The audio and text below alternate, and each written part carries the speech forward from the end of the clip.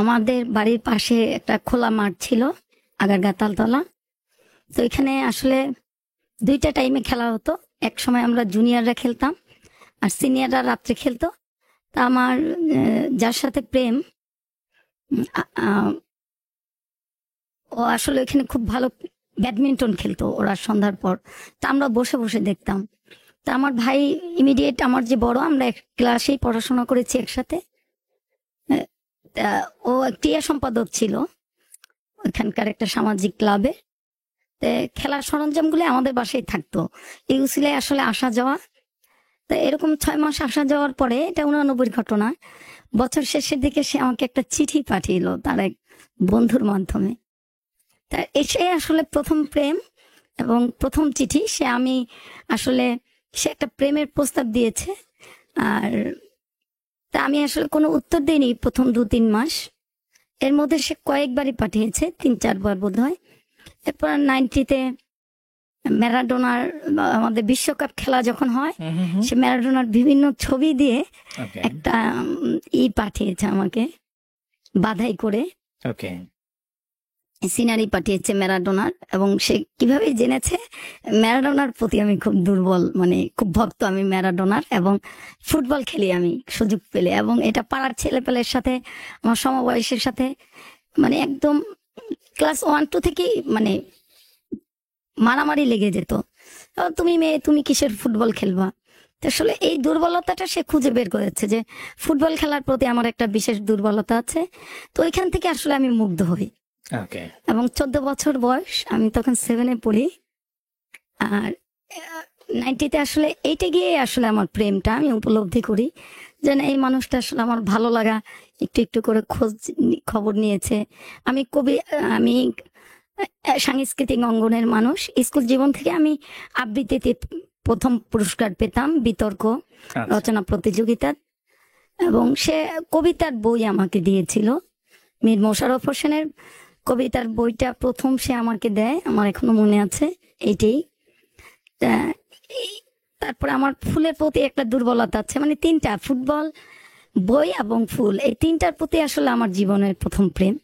তো এগুলি দেওয়ার পরে আসলে একটু একটু করে আমি মোহিত হই। এবং এক সময় বছরখানেক পর আমি উপলব্ধি করি আসলে আমি তাকে পছন্দ করি। এইভাবে আসলে আমাদের প্রেমটা, ভালোবাসাটা এগিয়ে যায়। এগিয়ে যায়। তারপর কি হলো?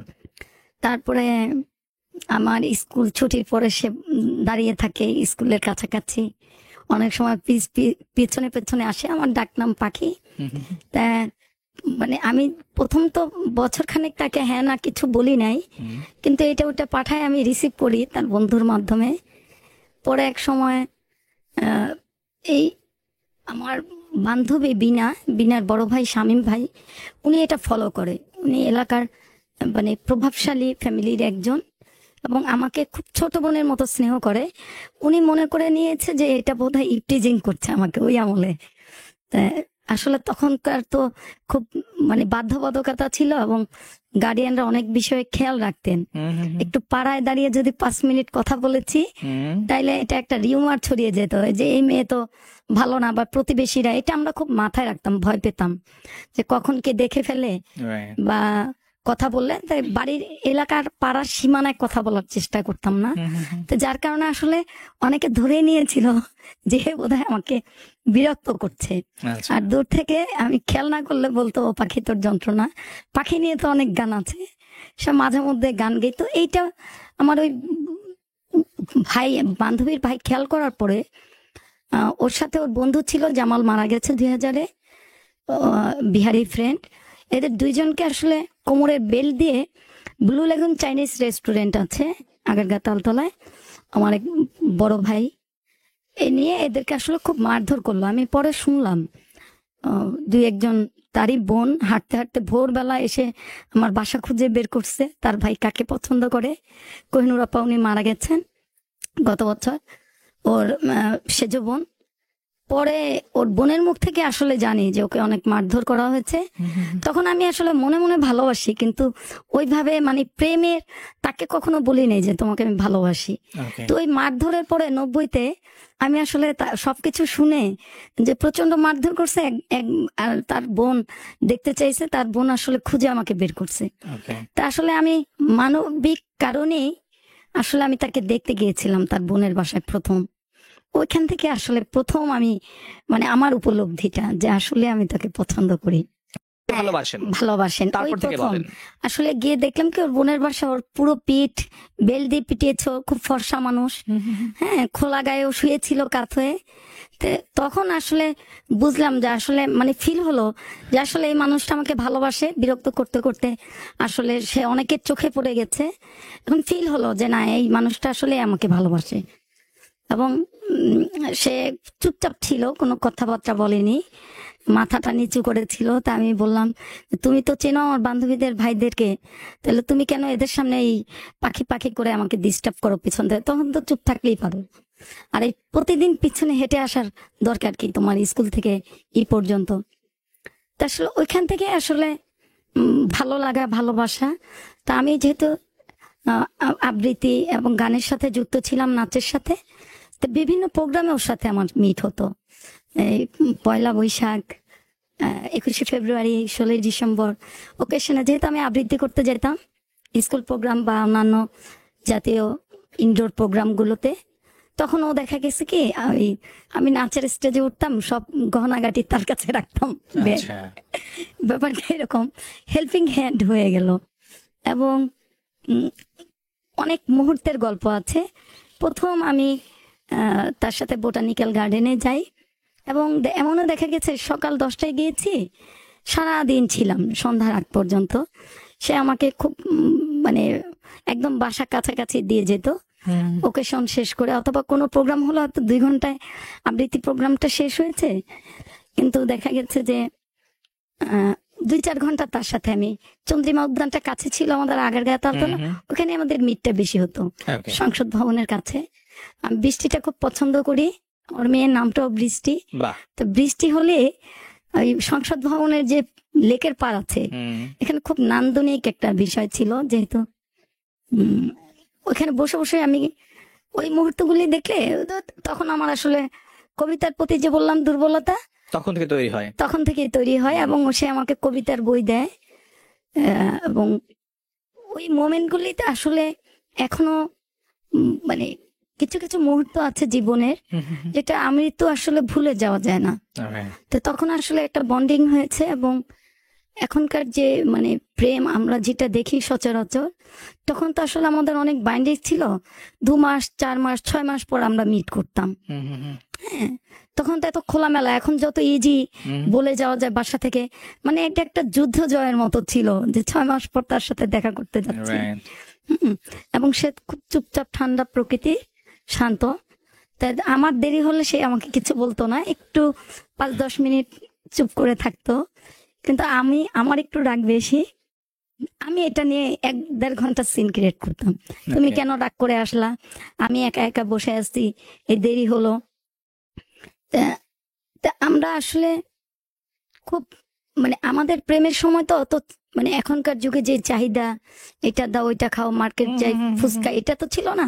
আমাদের 5 টাকার বাদাম হলেই চলে যেত বড় জোর। এবং আমরা এমন আছে কোথাও যাইনি, কিন্তু হেঁটে চলেছি বা রিক্সায় আমরা 2 ঘন্টা 4 ঘন্টা ঘোরাঘুরি করেছি।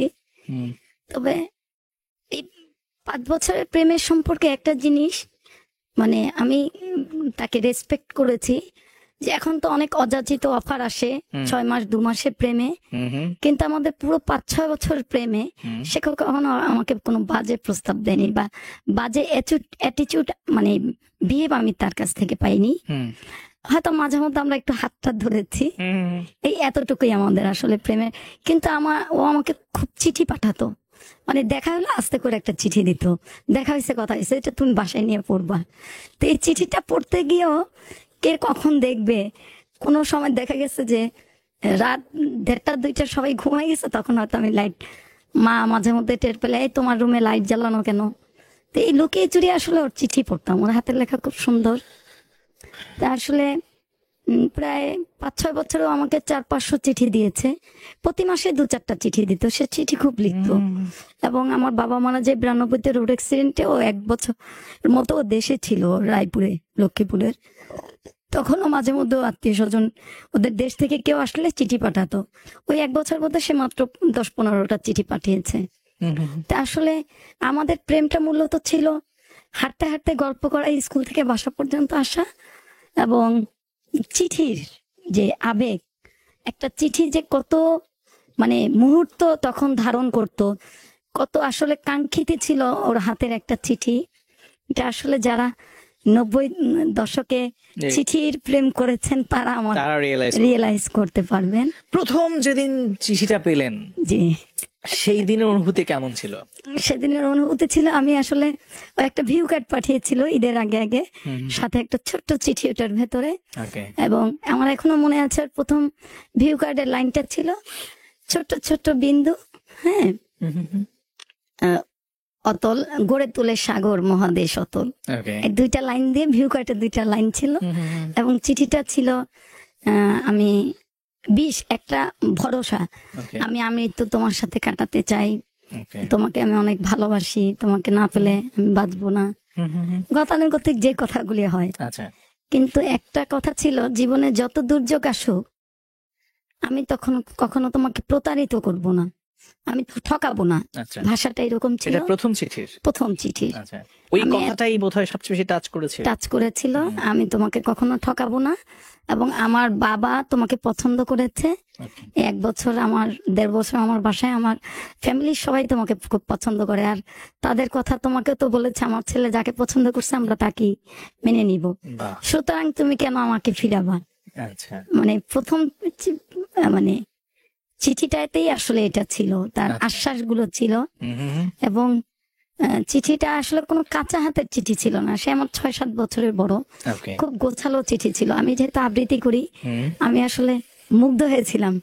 পরে অবশ্য জেনেছি চিঠিটা লিখতে সে 2-3 বন্ধুর দ্বারস্থ হয়েছে, আচ্ছা।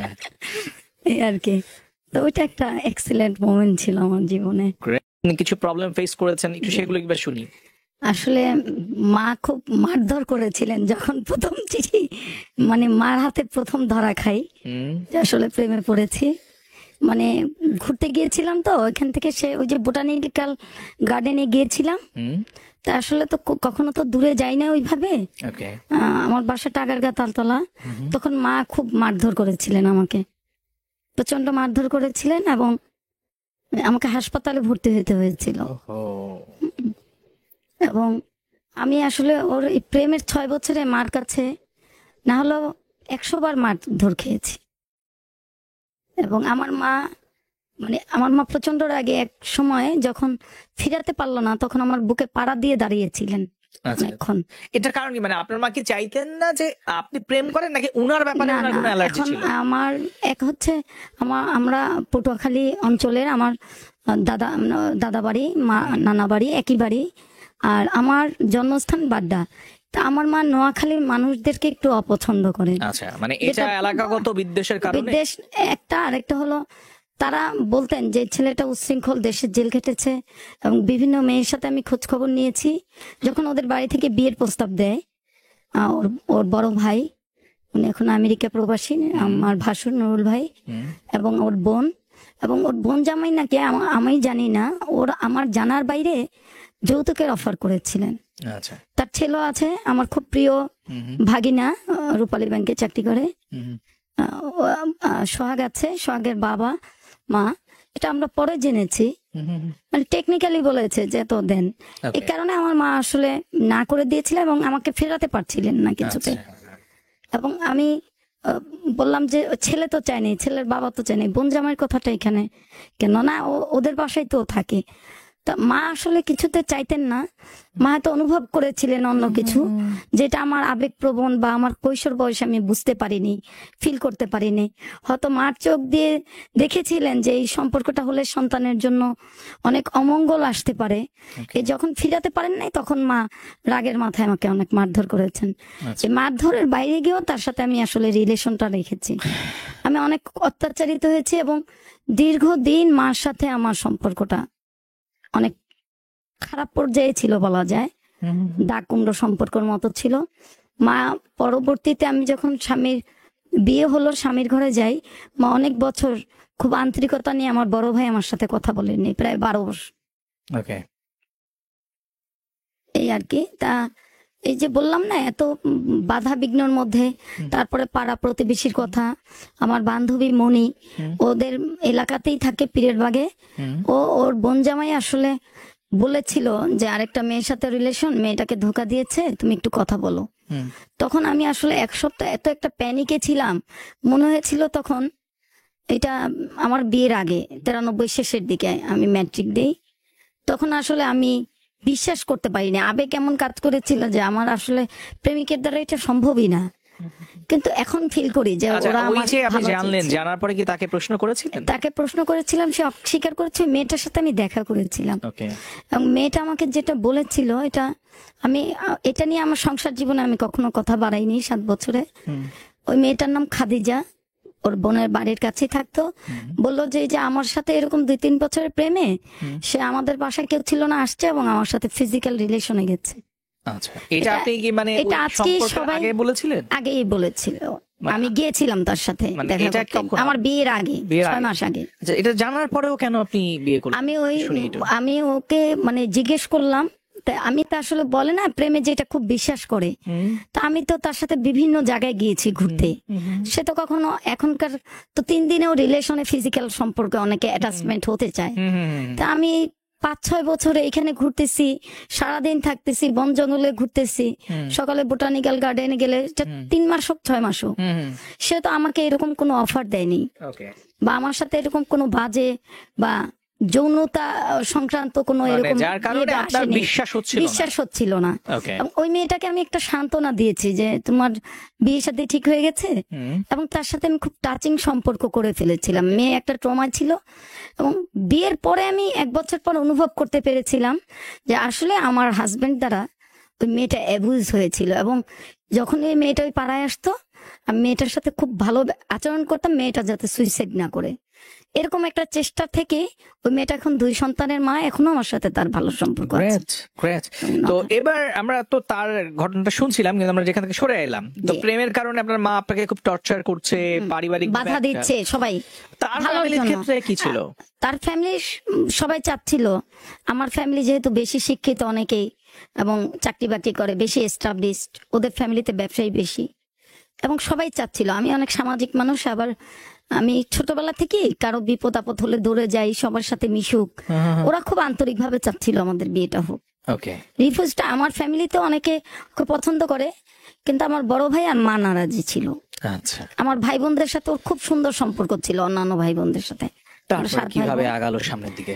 তারপরে আসলে ও বলল যে তোমার মাঝে যে কোনো সময় ঘটনা হয়ে যেতে পারে, অন্য জায়গায় বিয়ে দেখছে। ও মেয়ে ওকে বারবার চাপ দিচ্ছিলাম। ও তখন করলো কি, বিদেশ যাওয়া ছেড়ে মানে ওর এটা অফ রেখে ও গ্রিলের ব্যবসা, থাইয়ের ব্যবসাটা শিখলো একটা দোকানে কন্ট্যাক্ট করে। পরে ও ব্যবসায় নামলো। পরে ও বললো যে আমরা বিয়ে করে ফেলি, এখন তো আমি ওই রকম এস্টাবলিশড হইনি ব্যবসায়, স্টার্টিং, কিন্তু গোপন রাখি যাতে তোমাকে অন্য জায়গায় যদি এরকম পরিস্থিতি হয় তখন তুমি বলবা যে আমরা বিয়ে করে ফেলছি। ওকে। তখন বাসা থেকে বের হয়েছি, আমি স্কার্ট পরাচ্ছিলাম, ওকে। ও আমাকে বলে গাড়িতে উঠে এক জায়গায় যাব। তা আমি আসলে কিছুই জানি না, মাত্র আবৃত্তি করে এসে বান্ধবীদের সাথে আড্ডা দিতে আসছি, বিনার বাসায় ছিলাম আমি শেরাপাড়া। এখন কোথায় স্কার্ট পরে এখন যাব, আমি ড্রেসটা পাল্টে আসি। বলেন তুমি এখনই উঠো। আচ্ছা। উঠলাম, ও মিরপুর পল্লবীতে, ওর সাথে ওর ফ্রেন্ড জামালও ছিল। পরে মিরপুর পল্লবীতে গেলাম, যে ছেলেটা ওর সাথে মার খেয়েছিল ওকে। ইফটিজিং এর জন্য। পরে মিরপুরে যাওয়ার পরে দেখি একটা মুরব্বী বসে আছে, আর ও 2 জন সাক্ষী নিয়ে আসছে, ওদেরই পরিচিত, আমি চিনি না।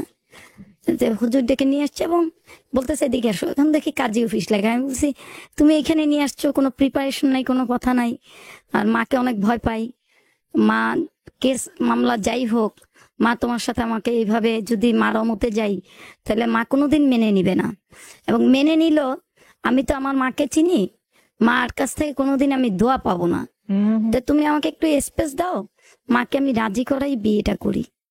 তো বলছে না তোমার মা তাইলে তো তোমার সাথে আমার রিলেশনে হবে না, আমি তাইলে দেশে আমার জন্য মেয়ে দেখতেছে, আমার বোন দেখাইছে, তোমার মা আমার বোনকে 2-3 বার না করেছে, তাইলে আমি বোনের কাছে যেহেতু ছিলাম ব্যবসার কারণে 7-8 বছর, তাইলে যে কোনো মুহূর্তে আমার বোন আমাকে চাপ দিয়ে বিয়ে করাতে পারে, তাইলে তোমাকে আমি বিয়ে করব না। যখন এই কথা বলছে, এত বছরের প্রেম, তারপরে একটা ভালো লাগা ছিল, একটা সবচেয়ে কি মায়ায় মানুষ আটকে গেলে না, তখন অনেক কিছু না বলা যায় না পরিস্থিতিতে।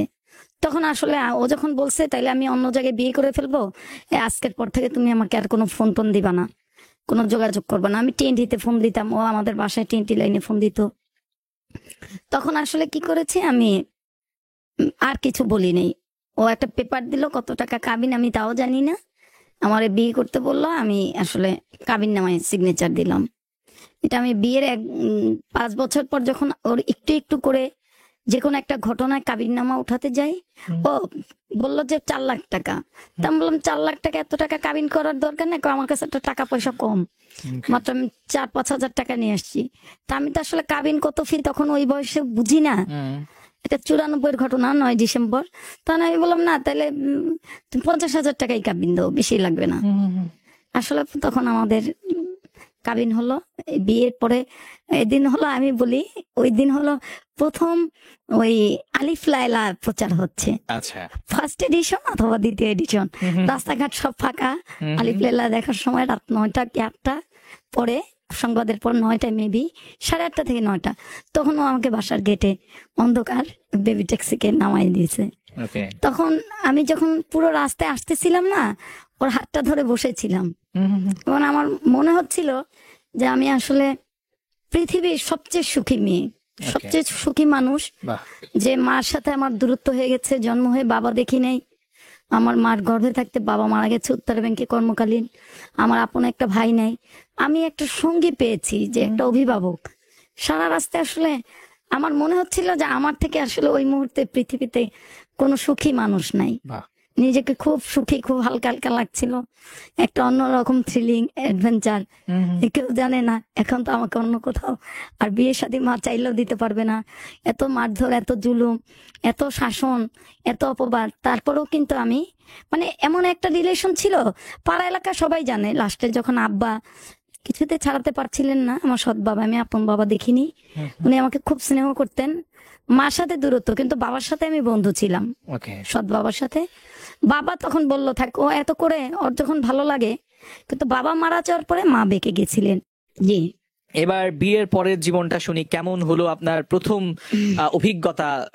গেলেন বিয়ে করে বাড়িতে, তারপরে ওর বোনের বাসায় গেলাম। ওর বোন আসলে সকালবেলা মানে তখন মেনে নিল, রাতের বেলা সকালে উঠে কোরআন শরীফ পড়তেছে আর বদদোয়া দিচ্ছে।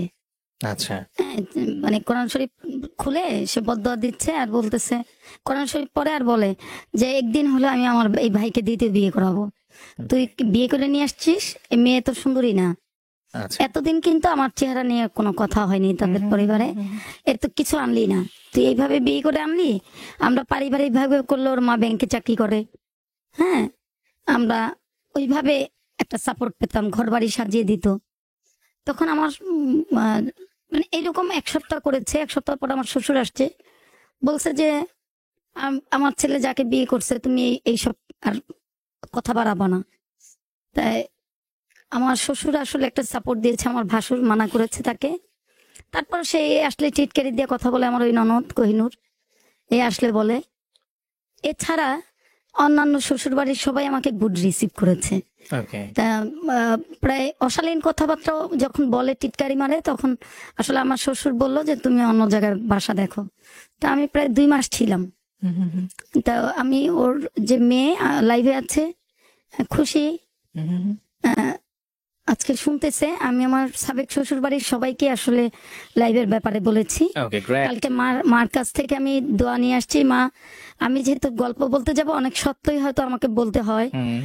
মার সাথে এখন আমি সবচেয়ে মার কাছের, একসময় সবচেয়ে অপছন্দের মেয়ে ওই ছিলাম। বিয়েটার কারণে। ওই বিয়েটার কারণে, 7 ছেলে মেয়ে প্রেমের কারণে আজকে মার সবচেয়ে নির্ভরযোগ্য সন্তান আমি। মাশাআল্লাহ। মাকে অসুস্থ হলে আমি দেখভাল করি।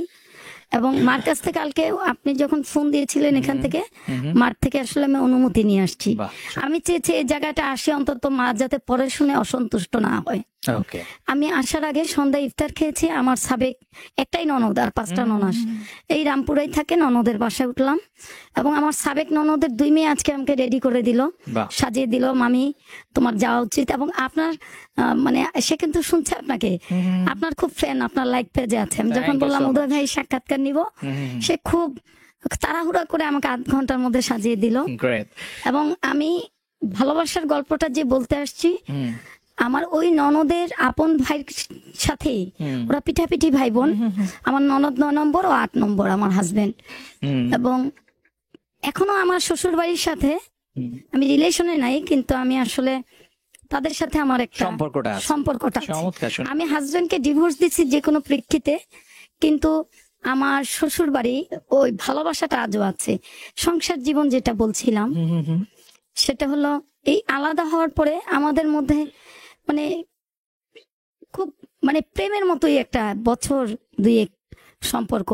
প্রতিদিন ওর ব্যবসায় কি কি হয় এসে আমার সাথে খুঁটিনাটি সব গল্প করে, পরিকল্পনা করে কিভাবে ব্যবসার পুঁজিটা বাড়ানো যায়। পরে আমার আপন বড় বোন জামাতা, আমরা 2টাই বোন, আমরা প্রথম পক্ষে আমার বাবার। তো ইমিডিয়েট বড় যে ওর হাজবেন্ডের কাছে আমি টাকা চাই, ও স্ট্যাম্প করে। তো জমির পরিমাণটা কম বলে দাম, আমি তো আর জানি না, 1000 টাকা শতাংশ বলে, কিন্তু 10,000। তো এরকম লাখখানেক টাকা জমি, আমি অনেক কম টাকায় তার কাছ থেকে লাখখানেক টাকা আনি, 50,000 আলাদা রেখে আমার পড়াশোনার জন্য বিয়ের পরে। তো আমার ননদ বাধা দিচ্ছিল বিয়ের পরে পড়াশোনা। তো আমার ভাসুর বলে, ও সবার ছোট বউ, ও কি করবে 1 বছরের জন্য? ওর যদি মহিলা পলিটেকনিক থেকে ইলেকট্রনিক্সের ডিপ্লোমা ইঞ্জিনিয়ারিং করলে, ও তো আসলে ব্যবসায়ী, এই ব্যবসা ভালো থাকবে মন্দ থাকবে, ও একটা কিছু করে এস্টাবলিশড হবে। তখন আমি আসলে পড়াশোনায় ফিরে যাই বিয়ের 6 মাস পর, এবং 1.5 বছরের মধ্যে আমি পাশ করে বের হয়ে যাই। এই 1.5 বছরের মধ্যে একটা ভালো সে মানে আমি এতটুকু বলতে চাই লাইভে, আমার হয়তো সাবেক হাজবেন্ডকে আমি ফোন দিয়ে বলেছি, ও হয়তো শুনছে। আমার মেয়েকে ফোন দিয়ে বলেছি, সেও শুনছে। মেয়ে অনার্স 3rd ইয়ার পড়ে এখন টঙ্গী কলেজে। তা আমি যেটা বলতে চাই যে আমি সংসার জীবনে বা এখন বলেন আমি যে তার সাথে নাই 19 বছর, আমি একটা জায়গায় তার কৃতজ্ঞ। সে তার সাথে সংসার জীবনে গিয়েছে, আমি যে 1 বছর 2 মাস 3 মাস ট্রেনিং করেছি, সে কিন্তু বাসি ভাত খেয়েছে দুপুরে, সকালে রান্না করে গেছে, মানে আপনাকে সেই সময় শেষ সাপোর্টটা দিয়েছে। এই জন্য আমি আসলে তার প্রতি আমি তো একটা কৃতজ্ঞ যে সে তখন যদি বাধা দিত তার বোনের কথা শুনে, তাহলে হয়তো আমার ইঞ্জিনিয়ারিং পাশ ওই মুহূর্তে হয়তো করা হতো না। এক্স্যাক্টলি। আমরা এখন চলে আসি একদম ওই জায়গাটাতে, হ্যাঁ, যে জায়গাটাতে আমরা ছিলাম, যে সংসারটা শুরু হলো, আলাদা হয়ে গেলেন এবং প্রথম 2 বছর আপনাকে সাপোর্ট দিল। তারপরে কি হলো? তারপরে আমি জমি জমার বায়না করে তাকে টাকা পয়সা এনে দিলাম। এবং আমি কর্মচারী যে আমার 5-6 জন ছিল, বেশি খরচ হবে দেখে ওদেরকে আমি রান্না বান্না করে দিতাম। এর মধ্যে আমার বেবিটা হলো, তো পড়াশোনা ট্রেনিং করছি, সবকিছু মিলে মানে আসলে সময় মানে আমাদের সময়টাও এরকম, ও ব্যবসায় ব্যস্ত, একটু একটু করে দূরত্ব বাড়তে থাকলো আমাদের। তারপরে হলো সন্তান হওয়ার পর থেকে আসলে সংসারের প্রতি সে মানে অনেক কিছু সে লুকিয়ে যায়।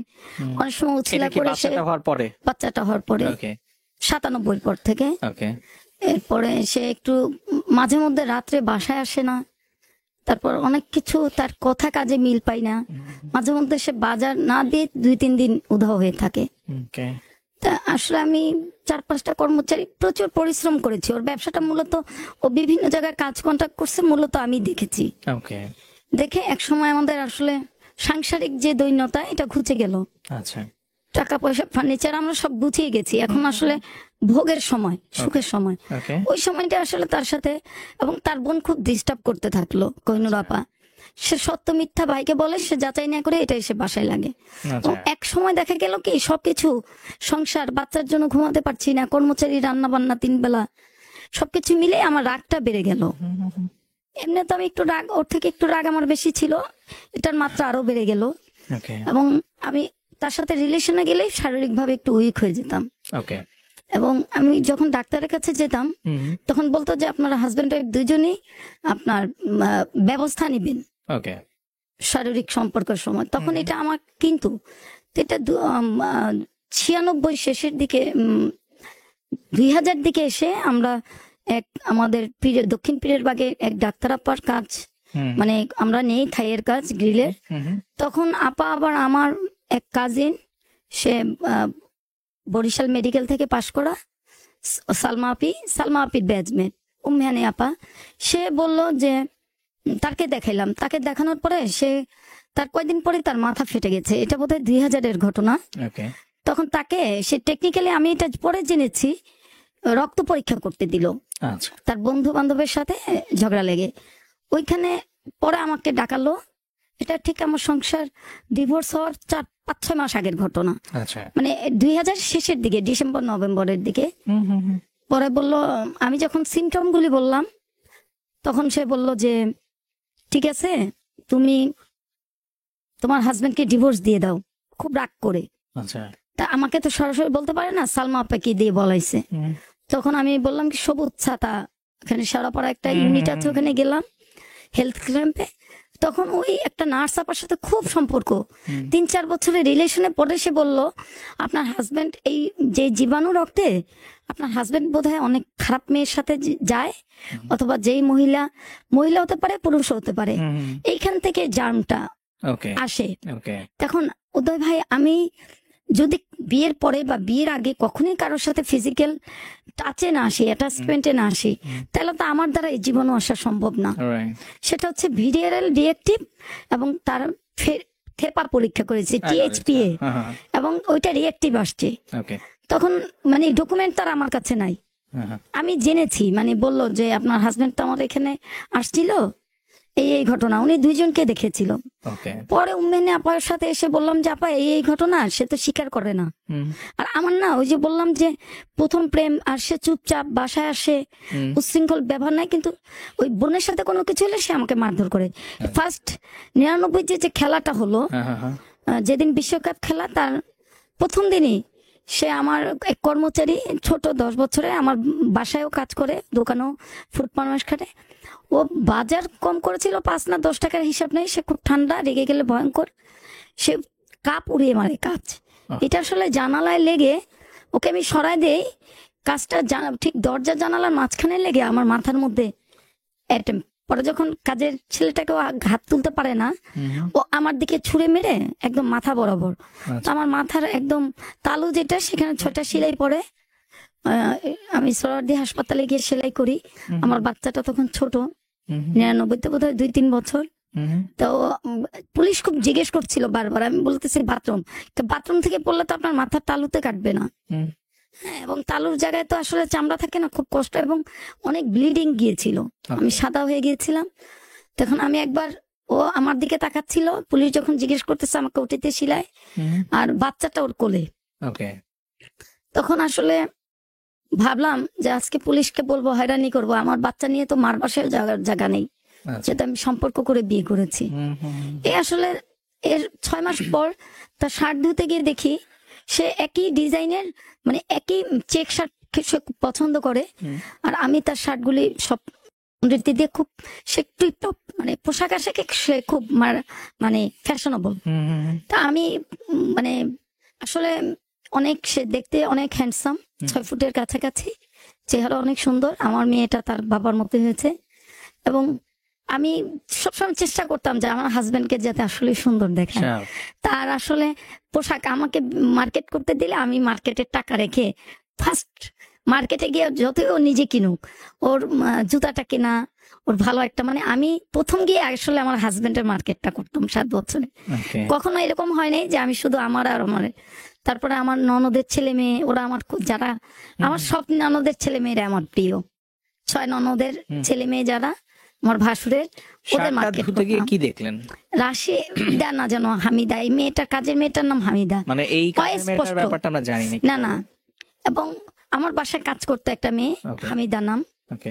তা হামিদা বোঝা যায় না, মিদাটা বোঝা যায়। এখন কি এটা অন্য কিছু কিনা, তখন তো আমার অন্য নাম মনে হয়েছে, কিন্তু একটা মেয়ের নাম এটা আমি বুঝতে পেরেছি। ওকে। তখন আমি বললাম মানে এক জায়গায় রাশিদা লেখা, এক জায়গায় হামিদা লেখা। তখন এই মেয়েটা আমার বাসায় কাজ করে না, ওকে। মানে হামিদা বা রাশিদা। পরে আমি আমার বাসায় একটা কাজ করেছে মেয়ে, যার সাথে ওর সম্পর্ক, পরে যে বুঝেছি। কিন্তু তখন আমার বাসায় একটা হিন্দু ভিক্ষুক আসলো, রাগ করে আমি শার্টটা তাকে দিয়ে দিলাম আর বললাম যে তোমার শার্টে এরকম লেখা কেন? তো একটা হাসি দিল, হাসি দিয়ে চুপচাপ রইলো, কোনো কথা বললো না। তা আমি তো তখন এইডস প্রোগ্রাম করি, সামাজিক ক্যাম্পেইন করি, এসে আমার হাজবেন্ডের সাথে আলাপ করি। যখন আমি কেন এইডস হয় এগুলি আলাপ করি, তখন ও চুপ করে থাকে। আসলে তো সুন্দর চোখে কখনো দেখিনি, প্রথম ভালোবাসা, প্রথম প্রেম, আর সে একটু চুপচাপ ঠান্ডা। এই আস্তে আস্তে সে তার বাইরের যে জগতের গল্পটা, এটা আমার কাছ থেকে লুকালো। এবং সাংসারিক উদাসীন সব কিছু মিলে আসলে সংসারটা আমার খারাপ হতে থাকে। খারাপ হতে হতে 2001-এ আমার শাশুড়ি খুব অসুস্থ হয়ে যায় ওকে। এবং ঢাকায় আসে, আমার কাছে থেকে তারপর তাকে শেষ সময়ে যখন আমরা পরীক্ষা করাই বুঝতে পারি যে তার কিডনি প্রবলেম। আপনার শাশুড়ি? আচ্ছা। তখন 2001-এ তাকে ঢাকা মেডিকেলে ভর্তি করা হয় আগস্টে। তার 1 সপ্তাহ পরে উনি ঢাকা মেডিকেলে মারা যান। বাসায় চিকিৎসা করেছি বিভিন্ন জায়গায় 4-5 মাস। এটা 18ই আগস্টের। ওকে।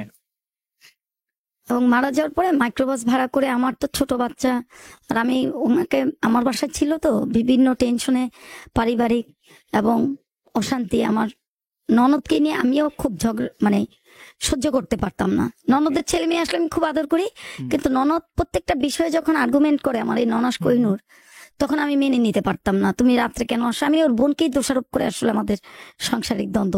আমি তো তার আসলে পরকীয়া বা সে যে বাইরে বিভিন্ন পতিতালয়ে যায়, বিভিন্ন জায়গায় তার অ্যাফেয়ার, এগুলো তো আসলে ডাক্তাররা বললো আমি বিশ্বাস করিনি। ওকে। আমার বিশ্বাসের জায়গাটা খুব স্ট্রং ছিল। আচ্ছা। এবং আমি হাজবেন্ডের থেকে বন্ধু বেশি, মানে হয়তো এই রাগ উঠেছে, ওর বোনকে নিয়ে 2টা কথা বলছি, কতক্ষণ পরে, এটা 10 মিনিট পরে ঠিক। ওকে। এবং আমার শ্বশুর বাড়ির প্রত্যেকটা মানুষ আমার বাসায় আসতে পছন্দ করতো। এবং আমি প্রতি বছরই আমার 6টা ননাস, প্রত্যেককে কি দেওয়া যায়, কি দিবে, আমি এখনো এটা করি। আজকে আমার ননদের বাসায় আসার সময় সাবেক ননদ আচার নিয়ে আসছি, দেশি আম নিয়ে আসছি আমার মার গাছের।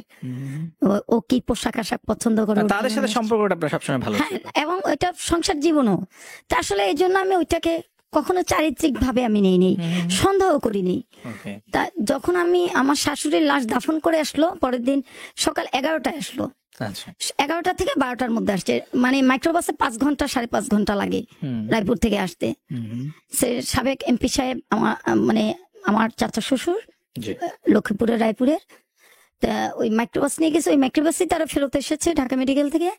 এবং সে এসে 1-1.5 ঘন্টা পরে আমার সামনে ওয়ার্ড্রোবের উপরে 40 থেকে 50 হাজার টাকা হবে এভারেজে গুনেছে বের হয়েছে। 5 দিন সে নিখোঁজ। 5 দিন? হ্যাঁ। তো 2 দিন যখন নিখোঁজ, আমি 2 দিন আমার ভাসুর, আমার আত্মীয় স্বজনের বাড়ি খোঁজ নিলাম, শ্বশুর বাড়ি, গ্রামে ফোন দিলাম, তো কোথাও নাই দেখে আমি ঢাকা মেডিকেল, তারপর আমার বাবা যেহেতু রোড অ্যাক্সিডেন্টে মারা গেছে, ঢাকার কাছাকাছি যত হাসপাতাল আছে আমি মর্গে গিয়ে লাশ এপিটোপিট করে নিজে দেখেছি। মানে সে যাওয়ার সময় কিছু বলে যায়নি আপনাকে? না, বললো আমি একটা কাজে যাচ্ছি গাজীপুর। আচ্ছা। তা প্রথমে তো যেহেতু আমার সৎ বাবা মারা গেছে, ওই যে একটা প্যানিক, মনে হয় ঠিকানা নাই, তাইলে মনে হয় অ্যাক্সিডেন্টে মারা গেছে। আর আমার শাশুড়িকে, আমার যে ভাসুর, মেজ ভাসুর, আমার বড় ভাসুর একটু অসুস্থতার কারণে একটু সোজা সরল, মানে ওনার আর্থিক ব্যাপারটা অনেক কি হয়ে গেছে বলে আমার শ্বশুর মুক্তিযুদ্ধের সময় এবং পরবর্তী সময়ে রায়পুরের শ্রেষ্ঠ 2-3 জন ধনীদের একজন, খুব স্বনামধন্য ব্যবসায়ী। এবং এখন যে আকিজ বিড়ি, এই প্রতিষ্ঠানটা, এরকম একটা প্রতিষ্ঠান ছিল আমার শ্বশুরের। হ্যাঁ, বিড়ি প্রতিষ্ঠান ছিল, খুব নাম করা, আমার হাজবেন্ডের নামে, হারুন বিড়ি। সে যারা 50, যাদের এখন বয়স 60, তারা এখন, এবং পুরো বৃহত্তর আপনার ওই লাইসেন্সটা বাতিল হয়ে যায়। আমার এই ভাসুর অনেক অগাধ সম্পদ ছিল। তা আমার হাজবেন্ডই নাকি আমার মানে বোনদের মানে কিছু সম্পদ দিবে না, এরকম তাদের ভেতরে একটা ভাই বোনদের মধ্যে একটা মানে ঝামেলা চলছিল। ঝামেলা থেকে তা আমার হাজবেন্ডই নাকি আমার শাশুড়ির নামে সব কাগজপত্র আমার শ্বশুরকে থেকে ট্রান্সফার করে মারা যাওয়ার আগে 96-তে। আচ্ছা, তখন আপনার এই আমার শাশুড়ি আবার আমার এই ভাসুরের প্রতি একটু আছে না, সব ছেলে মেয়ে ছেলেমেলার কারোর প্রতি একটু দুর্বল বেশি, তা আমার ভাসুরকে খুব পছন্দ করে আমার শাশুড়ি বেশি। আর আমার শ্বশুরের টান ছিল আমার হাজবেন্ডের প্রতি বেশি, চেহারাও বাবার মতো। তোরা ভাই সেম চেহারা, আমার ভাসুরটা একটু রাগী, প্রায় সেম চেহারা আমার ভাসুর আর আমার হাজবেন্ডের। তা আমার ভাসুর বলছে মা আমি আমেরিকা যাব, সে TNT সরকারি চাকরি করতো, এখন আমেরিকা আছে। তখন সে বেশি পরিমাণ মানে মার নামে যত সম্পদ তার অর্ধেকের বেশি, সে তো লেখাপড়া জানে না আমার শাশুড়ি, গিয়ে রেজিস্ট্রি করে নিচ্ছে। এটা হলো 2000-এর দিকে। এটা নিয়ে তারা ভাইরা একটা দ্বন্দ্ব। আর আমার শ্বশুর শাশুড়ি মারা যাওয়ার 5 দিন আগে আমার ভাসুর আমার বাসায় আসছে, এসে বলতেছে মার যা জমি বোনদের অল্প অল্প দিব, বাড়ির ভাগ দিব না, তোমাকে দিব। আমি যখন যাই আমার সবচেয়ে বেশি খারাপ লেগেছে যে মার থেকে তো আসলে দুনিয়া কিছু হয় না, ভালো হোক মন্দ হোক। আমি দেখতেছিলাম স্ট্যাম্প হাতে আমার ঢাকা মেডিকেলে আমার শাশুড়ির লাশ বেঁচে আছে কিনা আমি তখনও জানি না, মানে আমাকে নিয়ে গেছে, দেখি আমি যে স্ট্যাম্প কেন মেডিকেলের বেডে, তখন আমাকে দেখে স্ট্যাম্পটা লুকিয়ে ফেলেছিল আমার ভাসুর। আচ্ছা, মানে এটা আমি ভুলে গিয়েছিলাম, এখন প্রসঙ্গত শাশুড়ির ঘটনাটা মেমোরিটা আমার মনে পড়ে গেল। মানে আমার বাসায় কথা হয়েছিল দিবে, এখন এর মধ্যে তো শাশুড়ি অসুস্থ হয়ে গেছে। তখন আমি বললাম এইটা কি কাগজ, বললো এটা কাগজ, মা তো এই মাত্র সেন্ট ছিল, মা টিপসই নিতে নিয়েছিলাম। আচ্ছা, তখন আমি ওনার ছেলে, হ্যাঁ 2 ছেলেই, ওই যে যেহেতু যদি মামলা খায় আমার ভাসুর তো যেহেতু মাকে ভুল বুঝে, এবং আমার শাশুড়ি আমাকে বলে গেছে মা আমি তো আর জানি না বেশি লেগছে, তাহলে যা জমি আছে বড়টা তো সোজা সরল তোমরাই টানো, বাজার টাজার দাও, ওকে জমি দিল তো আরেকজনে লেখাই নিবে, তাহলে আমি ছেলেরও কিছু বাড়ায় দিব। কিন্তু এত ও তো 3 ভাগের 2 ভাগ জমি নিয়ে নিচ্ছে, 1 ভাগ জমি আছে। এবং রায়পুরে জমি তখনকার সময় প্রায় 1 লাখ টাকা শতাংশ, অনেক মূল্য, এবং এমপি সাহেবের বাসার সামনে এবং খুব ভালো ভালো জায়গায় মসজিদ মারা গেছে। স্ট্যাম্প নিয়ে তার 2 ছেলে দাঁড়িয়ে আছে। তখন আমি চট করে খেয়াল করলাম যে আমার বাসা যে ছুটা কাজের মহিলা হামিদা, তার মা ওইখানে বসা। তা আমি বললাম যে আমি শাশুড়ি অসুস্থ, আমি জানি না, আমার ভাসুরের বাসায় 2 দিনের জন্য নিয়ে গিয়েছিল আমার ভাসুর, কারণ আমার বাসায় বসে তো সম্ভব না। আমি সব গার্লস গাইড করেছি স্কুল জীবনে, সিদ্ধেশ্বরী গার্লস স্কুলে আমি 5 পর্যন্ত পড়েছি, আর আগারগা তালতলা স্কুলে আমার ম্যাট্রিক, কলোনি হাই স্কুলে এবং মহিলা পলিটেকনিকে আমার পড়াশোনা। তো আমি সবসময় সোশ্যাল ওয়ার্কের সাথে ছিলাম, এবং আমি যেহেতু এতিম এবং একজন নারী হিসাবে আমি সবসময় চেয়েছি নারীদের সম্মান এবং অধিকার। তা আমি বলেছি আমার এক ননদের সাথে যাই হোক তোমার 6 মেয়ে, আমার শাশুড়িকে বলেছি মা 6 মেয়েকে আপনি সমান করবেন, আপনি পেটে নিয়েছেন, এবং আমার ভাসুর যা করছে এখন যা আছে আমার বড় লোক হওয়ার দরকার নেই। হ্যাঁ রেনু, আমি চাচ্ছি যে আমার সাবেক ননদ যার বাসা থেকে আসলাম ও লাইভে আছে, ও কথাগুলি শুনছে, এবং আমার বাকি 3 ননদও শুনছে নোয়াখালী থেকে। এবং আমি এটা, এবং ওর এটা একদম প্রকাশ্য ছিল, এবং এই জন্য ননদ ননাসরা, আমার বাসাটা ছিল, আমার শ্বশুর শাশুড়ি তো বৃদ্ধ মানুষ, আমি আসলে ওই বাড়ির বড় বউয়ের দায়িত্ব পালন করছি, সবার ছোট হলেও। আমার ভাসুরের বাসায় কেউ এলাও না আমি ছাড়া, তা আমার ননদদেরকে সে এড়ায় যেতেন, তার বোনদেরকে, এবং তার এই যে এই পরে বুঝেছি যে সম্পত্তির আগ্রাসনের জন্য। তো যেহেতু আমার বাড়িতেই সবাই আসে যায়, বাবা মা বৃদ্ধ সবাই আমার বাসায় আসে যায়, একটা টাচিং সম্পর্ক হয়ে গেছিল। তা আমি বললাম যা হয়েছে হয়েছে, সম্পদ নিয়ে কেউ কবরে যাবে না, তোমার ব্যবসা আছে এস্টাবলিশড, বোনদেরকে ঠকাবা না। এই এখন যা সম্পত্তি আছে মার নামে, তখন হয়েছে কি ওরা 2-3 দিনের জন্য ওই আমার ভাসুর বেড়ানোর কথা বলে নিয়ে গেছে, আমি তো আর বুঝি নাই, ওইখানে বসে বোধহয় স্ট্যাম্পটা করেছিল। যখন স্ট্যাম্পের টিপ আমার দেখে সরাইছে, মানে টিপ নিয়েই ফেলেছে এই মরা লাশ থেকে, তখন এমনি তো আমার মাথায় মানে রাগ চেপেছিল। আমি বললাম তুমি এখানে কেন? হামিদার মাকে, আমার কাজের বুয়ার যে মা, আমি দেখতে আসছি। তা আমার হাজবেন্ডকে আমি প্রথম বললাম যে তুমি আমাকে জানাও নাই, আমার বাসায় কাজের বুয়ার মা কিভাবে? কয় সে ওদিক দিয়ে আনছি তো, পীরের বাগের ওই রাস্তা দিয়ে, সে জেনে আসছে, মানে একটা লোক আসলেও তো না করা যায় না। আচ্ছা, হ্যাঁ, দেখাশোনার জন্য আনছি। উনিও তো মানুষের বাসায় কাজ করে, বিভিন্ন মেস বাড়িতে কাজ করে, তুমি ছোট বাচ্চা নিয়ে মেডিকেলে থাকতে পারবো না? 3 দিন ধরে এই হামিদার মাই মানে কাজের বুয়ার মাই দেখছে, সে তো বিভিন্ন মেস বাড়িতে কাজ করে, এর জন্য তাকে নিয়ে আসছি, সেটা বুঝবে। তা আমি আর কোনো কিছু বলি নাই, মারা গেছে লাশ, তো সবকিছু কাগজপত্র ওকে করলে 11:30টার মধ্যেই লাশটা চলে গেল। হ্যাঁ, আমি বাসায় চলে আসলাম বেবি ট্যাক্সি নিয়ে। বাসায় চলে আসার পরেই তো আমি বললাম, যেমন ওর মানি ব্যাগে ওই যে বললাম যে ওকে খুঁজতে গিয়েছিলাম, মা ছুটি নিল, এই প্রথম মা আমার সাথে যাওয়া। আমি খুব পাগলের মতো হয়ে গেছিলাম যখন লাশ পাইনি, বিভিন্ন মেডিকেলে খুঁজে। তখন মা অফিস থেকে ছুটি নিলেন এবং প্রথম গেলেন আমার সাথে রায়পুরে। গিয়ে আমার চাচা শ্বশুর চাচির শাশুড়ির বাসায় উঠি, আর আমার যে ভাসুরের ছেলেটা আমার শ্বশুরের ঘরে। তা আমি 2 দিন ছিলাম। তখন ওর আসলে প্রথম যে মানে ও যে গ্রামে থাকতে যে ওর নেগেটিভ গল্প, ওর চারিত্রিক, ও জুয়া খেলে, এটা প্রথম আমি জানলাম।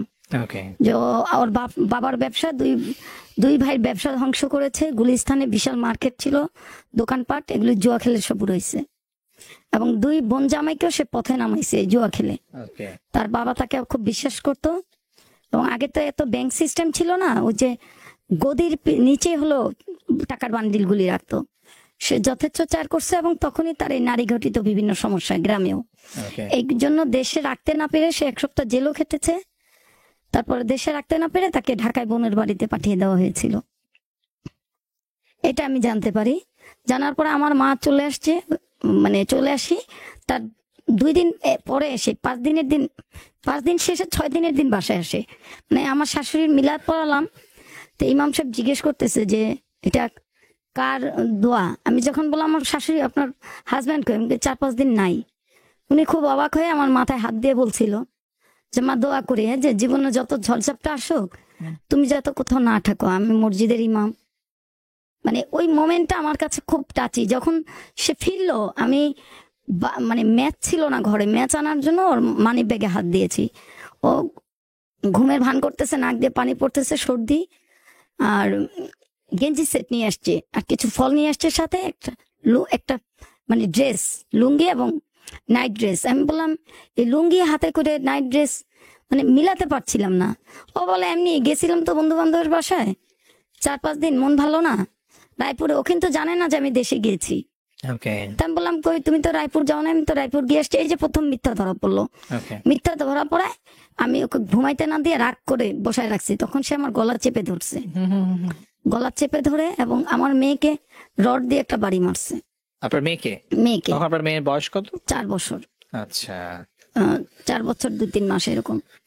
তখন রড দিয়ে বাড়ি মারায় মেয়ের মাথা ফুলে গেছে এবং বলতেছে 2জনকে মেরে ফেলবো। এবং রাগের মাথায় সে বলে ফেলছে যে আমি মানিব্যাগে কাজের মহিলা আমাকে ছবি তুলে, আমার বাসার ছোট কাজের মহিলা তোমাকে কাজের অর্ডার কেন দিবে, এখনই হামিদাদের বাসায় যাব। এরপরে ও রাগ করে বাসা থেকে চলে যায়, বাসায় আসে না রাত্রে। সকালে আমার যে ছোট ছেলেটা আমার বাসায় ফুড ফরমাইশ খাটে দোকানে, বলতেছে মামি কলার ধরছে। আপনার ওই কাজের মেয়েটাও কিন্তু আমাকে মামি ডাকে, আমার কর্মচারীটাও আমাকে মামি ডাকে। কে কলার ধরছে? আপনার বাসায় যে কাজ করে হামিদা, দোকান পাড়ে কলার ধরছে। আর তার মা হোটেলে নিয়ে 4-5 দিন ছিল, আমার মেয়েকে বিয়ে করতে হবে। মানে এটা কে বলছে? এটা আমার কর্মচারী এসে আমাকে আপনাকে জানাচ্ছে। মানে আপনার হাজবেন্ডকে রাস্তার ভিতরে আপনার বাসায় যে কাজের মেয়েটা আছে, ব্যবসার প্রতিষ্ঠানের সামনে। আচ্ছা, মানে মোড়েই আমার ব্যবসা। আপনার হাজবেন্ডকে আপনার বাসায় যে মেয়েটা কাজ করতো সে এবং তার মা রাস্তায় ধরেছে। হ্যাঁ, তারপর ধরেছে। আমার কর্মচারীটা এসে বললো যে আপনাকে যে মামি ডাকে আপনাদের বাসায় কাজ করে আন্টি, উনি কলার ধরছে এবং বলতেছে হোটেলে ছিল, 2 বন্ধু মিলে নিয়ে গেছে। তখন আমি তাকে প্রশ্ন করলাম, তার এক বন্ধুর নাম মিন্টু, আর একটা ওই যে কাজ টাজ দেয় কন্ট্রাক্টে, ওর নাম মাহাতাব। আচ্ছা, সাব কন্ট্রাক্টে আমাদের কাজ দেয় বাসার কাছেই। পরে আমি তাকে ঠান্ডা ভাবে বাসায় আসলো, বললাম কি করছো, সব সত্য কথা বলো, নয়তো আমি ডিভোর্স দিয়ে দিব। এই ভয়, যেহেতু আমার 3-4 জন ক্লাসমেট, তার সাথে বন্ধু ব্যবসায়িক, ম্যাক্সিমাম কাজগুলি আমার ম্যাক্সিমাম ক্লাসমেট বন্ধু বান্ধবের ডাকে দেয়। তখন ব্যবসা নষ্ট হবে, সে হয়তো ওই আতঙ্কে সব সত্য কথা বলে দিল যে আমি তো আসলে আমার 3 বন্ধু ওকে হোটেলে নিয়েছিল গাজীপুর রেস্ট হাউসে, গিয়ে দেখি আমার বাসার ছোট কাজের বুয়া। এই ভাষ্যটা তখন সে দিছে। এবং এরপরে আমি বললাম যে তুমি এই কাজটা কেন করলা? ওর তো হাজবেন্ড ডিভোর্স হয় নাই, ওর হাজবেন্ড 5-6 মাস নাকি নিখোঁজ। তাহলে ওর একটা ছেলে আছে, তাই আরেকজনের ওয়াইফ তোমার কি একটু বিবেককে দিল না তোমার ভেতরে পাপ বোধ ঘৃণা হলো না যে আমি আরেকজনের ওয়াইফের সাথে হোটেলে যাচ্ছি? সবচেয়ে বড় কথা, আমি খুব মানে হতভম্ব হয়ে, আমি এত রাগী মানুষ, কিভাবে হয়তো আল্লাহ রহমত করছে, নয়তো হয়তো খুন খারাপই হয়ে যেত। আমি মানে মিলাতে পারছিলাম না। আমি বললাম, তুমি আরেকজনের ওয়াইফ, 5-6 মাস নিখোঁজ হয়েছে, এই লোক তো আসতেও পারে, আমার পাশে কাজ করে খায়। আর আমি তাকে 2 দিন আগে আমার কাছ থেকে কাপড় চোপড় চাইলো, ছিঁড়া কাপড় পরে আসলো, আমি তাকে 5-6 সেট ভালো কাপড় চোপড় দিলাম। আসলে উদয় ভাই, সবচেয়ে মনের কষ্ট কি জানেন? যাকে আমি ছেঁড়া কাপড় পরে আমার হাজবেন্ডের সামনে কাজ করবে, যাকে আমি ইজ্জত ঢাকার, সম্মান ঢাকার কাপড় দিছি, সেই কাপড় চোপড় নিয়েই, ওগুলি নিয়ে সে আমার হাজবেন্ডের সাথে 4 দিন লিভ টুগেদার করে আসছে হোটেলে। আর এই বাচ্চাটাকে আমার মেয়ে মাই বয় খেত, দুধ খেত, ফিডার খাওয়ার অভ্যাস, তো সে 5 বছর পর্যন্ত দুধ খেয়েছে। আমাকে বলতো 3 দিনে কিভাবে দুধ শেষ হয়, যেটা 7 দিনে হতো। আমি লুকিয়ে, ছোট বাচ্চা, মানে আমার বাসায় তো 6-7 মাস কাজ করেছে, আমি লুকিয়ে ওই বাচ্চাটাকে না বলে দুধ দিতাম। আমি কোনো মাছ মাংস কোনো কিছু করলে, ও হাতে কেটে গেছে, এটা একটু তরকারি নিয়ে যাও, এটা নিয়ে যাও, বাসায় রান্না করে খাও। রান্না করা বাড়তি খাবারটা আমি নিয়ে অনেক সময় দিয়ে আসছি, যে বাচ্চা বাপ ছেড়ে গেছে, আমার তো বাবা নাই, যেহেতু ছোট একটা বাচ্চা ফেলে এই মেয়েটাকে চলে গেছে, মেয়েটা দেখতে সুন্দর, ওই সফটওয়্যার থেকে না আমি মেয়েটাকে, মানে মামিটাকে আমি সন্তানের মতো দেখছি। পরে আমি বললাম যে, ও আমাকে মামি ডাকে, তোমাকে মামা ডাকে, তুমি মামা মানে বাবার সমান, তুমি আরেকজনের বউ, সে ডিভোর্স দেয় না, এটা তো অবৈধ। বিয়ে করতে তুমি একটা সামাজিক ভাবে, গরিব মেয়ে হোক, আমি যে তার পরিচয় দিতে পারতাম, আমাদের সমাজে কি দ্বিতীয় বিয়ে করে না? তুমি এই কাজটা কিভাবে করলা? তখন বলে কি, আমার ভুল হয়ে গেছে, এখন আমি জড়াই গেছি বাড়ির সামনে, আমার দোকানে এসে, ওদের তো মান সম্মানে বস্তিতে থাকে, 400 টাকার টুং ঘরে ভাড়া থাকে, আইসা সিন ক্রিয়েট করবে নাদিরা, আমি বিপদে পড়ে যাব, তুমি আমাকে একটু সেভ করে নাও। তা আমি 10-15 দিন ধরে অবজার্ভ করতেছি কি করব না করব। তা আমাদের আগারগাঁ তালতলা ওখানে বড় জামে মসজিদের ইমাম, একসময় আমি যার কাছে আরবি পড়েছি মসজিদে আমরা ছেলেবেলায়, আমি আঙ্কেলকে গিয়ে বললাম, চাচা, আমরা তো চাচা ডাকতাম, কি করব? তো উনি আমাকে বললো মাথায় হাত দিয়ে, যে বাবা, তুমি একটা এতিম মানুষ, তোমার মাও ডাকি, একা একা বিয়ে করেছো, বাবা নাই ভাই নাই, তুমি তো চাকরি বাকরিও করো না, পাশ করেছো ঠিকই ইঞ্জিনিয়ারিং, তুমি তো চাকরি করো না, একটা কাজ করো, বাচ্চা ছোট, তুমি একটু সহ্য ক্ষমতা করো, কোনো অ্যাক্সিডেন্ট করো না রাগী মেয়ে, তুমি দেখো কতটুকু, ওর কাছ থেকে জানো যে তোমার আসলে কি ভুল, আর কি কি কারণে আসলে সম্পর্কে জড়াইছে, এটা জেনে মেকআপ যদি করতে পারো, সর্বোচ্চ যখন মনে হবে যে না সম্ভব না, তখন তুমি যা ডিসিশন নিও। এরকম আমি মনে করেন 19 তারিখের ঘটনা, ও তো 25 তারিখে আসলো, বুঝছেন, 25শে আগস্ট, 29শে সেপ্টেম্বর, মানে আমার তখন, যেহেতু আমার শাশুড়িকে আমি খুব ভালোবাসতাম, আমার শ্বশুরকে আমি মানে, আছে না এখনকার শাশুড়িরা এই দোষ ধরে ওই দোষ ধরে, আমি গ্রামের বাড়ি গিয়েছি, 8-10 দিন থাকছি, কিছু মুহূর্ত ছিল আমার শাশুড়ি খাওয়ার টাইম হলো বাড়িতে, আর আমার শ্বশুর আমাকে নিয়ে খুব গর্ব করতো, দেশের বাড়ি, ও খুব ভালো রান্না করে, মানে তার গল্পটাই ছিল তার ছোট ছেলের বউকে নিয়ে গ্রামের বাড়ি গেলে, আমার ছেলের বউর এই গুণ ওই গুণ, তুমি পড়াশোনা শেষ না করে, কমপ্লিট না করে কখনো গ্রামে আসবা না। তো মারা যাওয়ার পরে আমি 2000 আমার কমপ্লিট হওয়ার পরে আমি আসলে প্রথম দেশের বাড়ি যাই ওর, এবং উনি আমাকে এত একটা ভালোবাসা দিছে, সবাইকে তারাই দিত, এই আমার ছেলের বউ এখন খাবে। তো আমি ঘর ঝাড়ু দিতেছিলাম একদিন, রান্নাঘরে রান্না করছি, ঝাড়ু কেড়ে নিয়ে বলে কি, তুমি কি চাও আমার দোজক হোক? আমি কি, আম্মা দোজকের সাথে ঝাড়ুর সম্পর্ক কি? তোমার শ্বশুর একটা কথা বলে গেছে, আমার ছেলের বউ ছোটটা যখন আসবে, তোমার কোনো কাজ করাবো না রান্না ছাড়া, কারণ আমার আপন 6 মেয়ের থেকে আমি ওই সম্মানটা, ওই স্নেহটা পাইনি, ওই যত্নটা পাইনি। ও আমার 6টা মেয়ে না, আমার 7টা মেয়ে, ও আমার বউ না, ছেলের বউ না। তো ওকে কখনো কষ্ট দিবা না, ও একটু রাগি, ওকে মানায় নিবা, যদি আমি বাইচার নাও থাকি, আমার তোমার শ্বশুর বলে গেছে।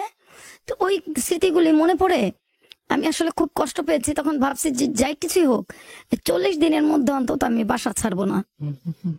আমি ডিভোর্সের ডিসিশন নিয়ে নিয়েছিলাম, কারণ ওই কোন মুহূর্তে জানেন, যখন কাজের মেয়ের ছবিটা পেলাম, আর ঘৃণাটা আসছিল যখন আমার শাশুড়ির 2 ছেলে স্ট্যাম্প নিয়ে দাঁড়িয়েছিল লাশের সামনে, তখন আমি চিন্তা করলাম যে আসলে আমি কার সাথে সংসার করতে আসলাম।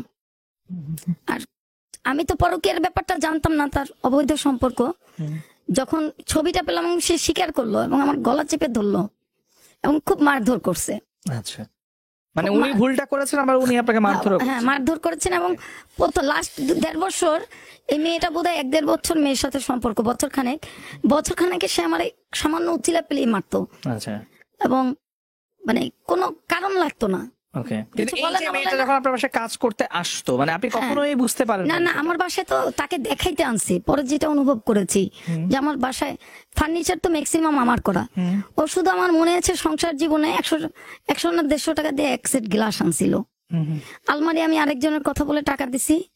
ওই যে আমি তো ব্যাচে পড়াতাম, আমি ইলেকট্রনিক্স ইঞ্জিনিয়ারিং সাবজেক্টটা মহিলা পলিটেকনিক ফার্স্ট ইয়ার সেকেন্ড ইয়ারে পড়াতাম। আমি প্রশ্ন যেটা করেছি নাদিরা, যে আপনার বাসায় যে মেয়েটা কাজ করতো ওর সাথে যে আপনার হাজবেন্ড একটা সম্পর্ক চলছে, এই যে না, এটা টের পাইনি। এই জন্য ও তো ওই মেয়েটি বস্তিতে থাকে, ওর খালার সাথে ওর মাকে নিয়ে।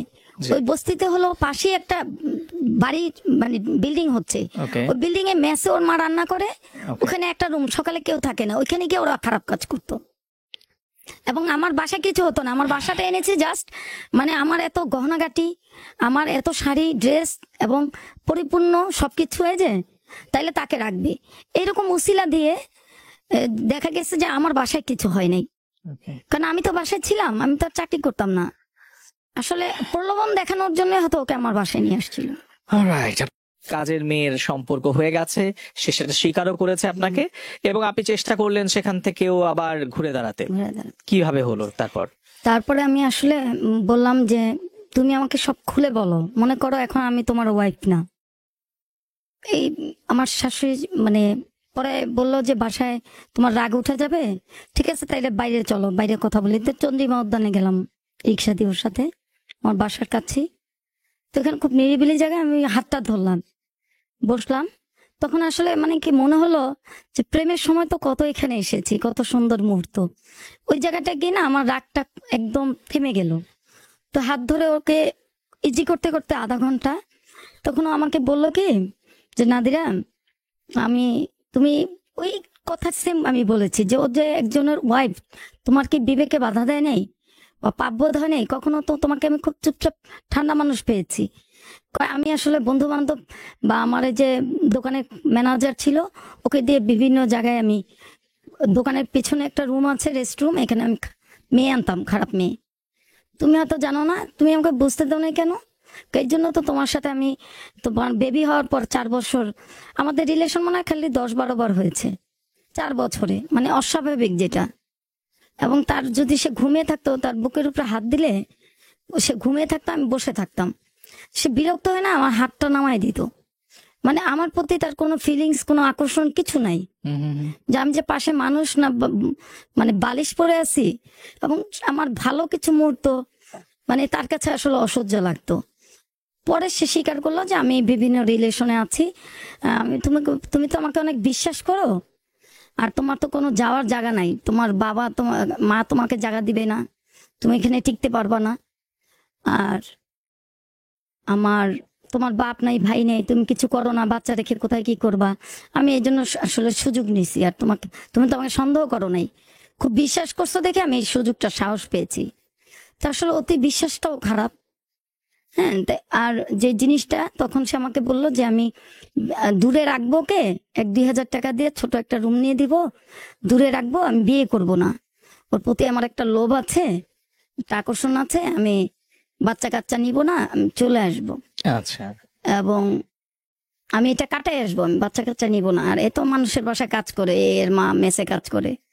ওই কথাটা শুনে না আমি আর কিছু বলি নাই, না বলে আমার বান্ধবীর মার সাথে, আমার সবচেয়ে প্রিয় বান্ধবী আরজুর মা, মানে আরজুর মার সাথে আমি মার মতো টাচিং এ ছিলাম। আমাকে অনেক স্নেহ করেন, আমার ফেসবুক লাইভে আছেন। তা আমি কল্পনা আন্টিকে শেয়ার করলাম। কল্পনা আন্টি বাসায় কয়েক আইটেমের রান্না বান্না করে আমাদেরকে 2 জনকে ডাকলো। উনি আমাদের দোকান থেকে ওনার বিল্ডিং এর কাজ করে মাঝে মধ্যে। পরে সে ওইখানে কথাবার্তায় বললো, এটা কি সত্য? এটা চট করে বললো, আমি যদি কাজের মেয়েকে বিয়ে করি আমাকে কিছু করতে পারবে? আমি ইচ্ছা করে খারাপ হলে তুমি আমাকে ভালো বানাইতে পারবা? এই 2টা কথার পরে না আমি আর কিছু বলি নেই। আমি ওই বাসা থেকে আস্তে করে বাসায় আসছি। নির্বাচন হলো আপনার 2001-এর 1 সেপ্টেম্বর। আমি এই 1 অক্টোবর, আমি 29 সেপ্টেম্বর আমার মেয়ের মানে জিনিস আসলে তো ঠিক মতো বাজার দিত না লাস্টের 2 বছর। গহনা বেচতে বেচতে বেচতে বেচতে আমার মেয়ের গলার চেইন ছিল কানের জিনিস, আর আমার গলার চেইন কানের, এটা আসলে বিক্রি করে কাজী অফিসে, তখন তো বুঝি না, আমি 1000-5 টাকা গুছিয়ে ওকে ডিভোর্স দিলাম। আমি যে ফ্ল্যাটে থাকি ওই ফ্ল্যাটে একটা লোক ছিল, ওনাকে সাক্ষী বানালাম। আসলে বাসার কাছেই তো পীরের বাগে, দক্ষিণ পীরের বাগে কাজী অফিস, সবাই চিনে জানে দেখে কেউ তালাক করাতে মানে কাজেও ভয় পাচ্ছিল। তখন আমি ঘুম থেকে উঠে আমি বললাম আমি পানি পর্যন্ত স্পর্শ করব না, আপনি আমার কাবিন না করালাম, এখানে আত্মহত্যা করব। উনি ভয় পেয়ে এবং আমার দৃঢ়তা দেখে লাস্টে উনি বাধ্য হলো আমার তালাকটা করাতে। এবং আমি মোহাম্মদপুরে করতে চাইছিলাম, ওইখানেও মানে চিনি না দেখে, সাক্ষী পাইনি দেখে আমি করতে পারিনি, পরে এলাকায় করেছি। আমি দক্ষিণ পীরের বাগে অভিদের বাসায় 7 বছর ভাড়া ছিলাম। এবং এই যে ডিভোর্সটা দেওয়ার মানে নোটিশটা পাঠানোর পরে, ডিভোর্সের নোটিশ যখন পাঠালাম, আমি ভাবলাম যে পরিবর্তন হবে। আমি যে কোনো ছুতা ধরে অজুহাতে আমার মেয়েটাকে দেখাইতে নিতাম, যাতে মেয়েটা দেখলেও ও যাতে 3 মাসের সময় থাকে, তো 3 মাসের যাতে ও রিটার্ন আসে, ও ভুল বুঝতে পারে। কিন্তু ওকে ডিভোর্সের নোটিশ দেওয়ার পরে যেটা ফিল হলো, ও মনে হলো যে কাবিনের টাকা থেকে বেঁচে গেল, অনেক হালকা হয়ে গেল, তার রাস্তা ক্লিয়ার হয়ে গেল। সে বলে যে তুমি চলে আসো, তোমার বাসায় জিনিসপত্র অমন আছে। বড় ফ্ল্যাটটা রেখে সে কি করলো, চালাকি করে ওই বাড়িওয়ালাকে বললো, হিমেলদের বাসায় ছিলাম, বললো যে নাদিরার মায়ের ফ্ল্যাটে থাকবে। আমি তো আসলে কারোর সাথে ওইভাবে শেয়ার করিনি কি ঘটনা করছে। যখন আমি সংসার থেকে বের হয়ে আসি ডিভোর্সের মানে সময়, আমার যেই ননদটা মারা গেছে, যে আমাকে খুব মানে যার সাথে আমার আসলে মনোমালিন্য বেশি হতো, যাকে নিয়ে আসলে আমাদের দুইজনের ভাঙন ঝগড়া শুরু, পারিবারিক কলহ, উনি আমাকে ওনার হাজবেন্ডকে বলতেছে পাজা কোলে করে নাদিরাকে বাসায় নিয়ে যাও। উনি আমাকে খুব স্নেহ করে, ওনার হাজবেন্ড তুই করে ডাকে, আমার ননদের হাজবেন্ডদের মধ্যে উনি বললো যে আমি বলছি না, আমি ভেতরে যাব না। এখন আমি যে বাসায় ছিলাম, বাড়িয়ালির ছেলের বউ ভাড়াটিয়ারা বললো এত জিনিসপত্র এত কিছু রেখে, আমার বাবার দেওয়া সৎ বাবার দেওয়া একটা কোরআন শরীফ আর আমার সার্টিফিকেটের ফাইল, আমার মেয়ে একটা বালিশ ছাড়তে ছিল না তার ছোট, আর হচ্ছে ওই যে ডগি ডিগবাজি খায় যে একটা কুকুর এক হাতে, এটা নিয়ে পরে বললো এত জিনিস রেখে আপনি কিভাবে, আমার সে হাজবেন্ডই নাই, জিনিস দিয়ে কি করব। আর আমি তো আসলে মার বাসায় যাচ্ছি। তখন আসলে বের হয়ে আসার সময় আমার ননদ 2 ননাস আমার পায়ে ধরে বসছে, ডাইরেক্ট পায়ে ধরে, আর আমার ননদের জামা আমাকে ঘেরাও করে ধরছে, সংসার রেখে যায়ও না। তা আমি তো আসলে বুঝতে পারি নাই, এই কাজের আমার বাসায় যে কাজ করতো তার মা আবার তার বাসায় কাজ করতো, আমার ননদের বাসায় মাঝে মধ্যে কাজ করতো। যে আমি তো কাজের মহিলার সাথে আসলে সাংসারিক অনেক কিছু শেয়ার করছি, সে যে আমার ভাইকে এরকম মানে ম্যানেজ করে নিছে এটা আমি বুঝতে পারি নাই। তা আমার ননাস নাকি ওই কাজের মেয়েকে পিটাইতে গেছে, কাজের মেয়ের মাকে বস্তিতে, ওই মুহূর্তেই গেছে, পরে নাকি ইট দিয়ে তাদের মারধর করতে নিয়েছে। তা আসলে ডিভোর্সের পরে মানে 3 মাসের মধ্যে সে বলে নাই যে আমি কাজের বউকে ছেড়ে দিব বা ওইখানে থাকবো না, এরকম খালি বলে যে আমি দূরে রাখছি, আমি বিয়ে করব না। ওই মেয়েটা অলরেডি এলাকায় নাই, দূরে চলে গেছে। পরে জানছি যে আমার এক ম্যানেজারকে দিয়ে দোকানের, তাকে দূরে মিরপুর 6 ভাড়া নেওয়া হয়েছে। এই আর কি, এইভাবে আসলে আমার মানে ভালোবাসার পরিণতিটা আসলে বিচ্ছেদে পরিণত হয়। তখন আমি মার বাসায় গেলাম, আমি বোধহয় 20-25 দিন ছিলাম। তা বলতে খারাপ লাগছে, আমার মেয়ে একবার দই খাওয়ার পরে সে দ্বিতীয়বার দই খেতে নিছে। আর আমার পিঠাপিঠি যে বোন ব্যাংকে চাকরি করে এখন, ও একটা ধমক দিয়েছে, এটা করস। তখন আমার ফিল হলো যে আসলে এখানে আসলে থাকাটা হবে না। এর মধ্যে আমার এক বান্ধবী আছে মহিলা পলিটেকনিক সহপাঠী রেশমা, ওকে ফোন দিলাম, ওর ওইখানে আসলে বেড়াতে গেলাম তুরাগ এলাকায়। বেড়াতে গিয়ে ও পরের দিন মানে ওখানে মহিলা টিচার নাই ব্র্যাকের, তা বললো একটা টিচার লাগবে। অন্য সময় আমি ওর বাসায় গেছি, পরের দিনেরই ঘটনা, বিকালে বললো তুই ইন্টারভিউটা দিয়ে আয়। বললো 1-1.5 টাকা বেতন, 3 ঘন্টা। বললো তোর তো এখন শরীরের অবস্থা ভালো না, তুই 2-3 ঘন্টা আর 2-3টা টিউশনি জোগাড় করে দেবো, একা হয়ে যাবে। আমি মেয়েটাকে নিয়ে চলে আসলাম। চলে আসার পরে যখন আমি পরের সপ্তাহে গেলাম আমার মানে ওই যে মার বাসায় যে কিছু কাপড় চোপড় ছিল এগুলি আনতে, এর মধ্যে ওর বাবার সাথে দেখা হয়ে মেয়েকে সে পটায় ফেললো, তোমাকে আমি এই সব জিনিসপত্র সব আছে এটা দিব। পরে জানলাম আমার ক্লাসমেট আছে, স্কুল ক্লাসমেট চুন্নুদের বাসায় 3 রুমের ফ্ল্যাট রেখে সে বড় একটা রুমে কিছু কিছু মালামাল সে কাজের মহিলাকে দিয়ে দিছে, টিভি দিয়ে দিছে আমাদের সামনে দিয়ে, টিভি তার কর্মচারী নিয়ে গেছে আমাদের সামনে দিয়ে বাসা থেকে। আমার মেয়ে গড়ে রাস্তায় কান্নাকাটি করছে আমাদের টিভি নিয়ে যায়। হ্যাঁ, এবং আমি চুন্নুকে জিজ্ঞেস করলাম তোমার বাসে কি কি মাল উঠাইছে, তখন বললো যে এক রুমে যা আটে তাই উঠাইছে। তার মানে তারা এখন দুইটা সংসার হয়ে গেছে, একটা অবৈধ একটা বৈধ।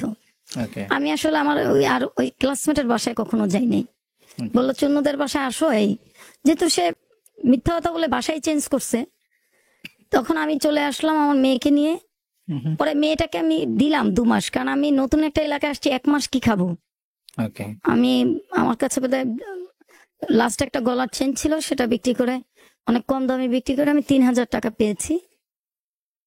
সেই 3000 টাকার মধ্যে আমি কম দামের 2টা চেয়ার, একটা টেবিল কিনেছি, এই একটা রেডিমেড তোষক কিনে আসলে বাসায় উঠেছি। একজনের বাসায় 1000 টাকার ভাড়ায়, আলাদা ওয়াশরুম সহ একটা, মানে চাপকল চাপতে পারি না এরকম একটা ব্যবস্থা।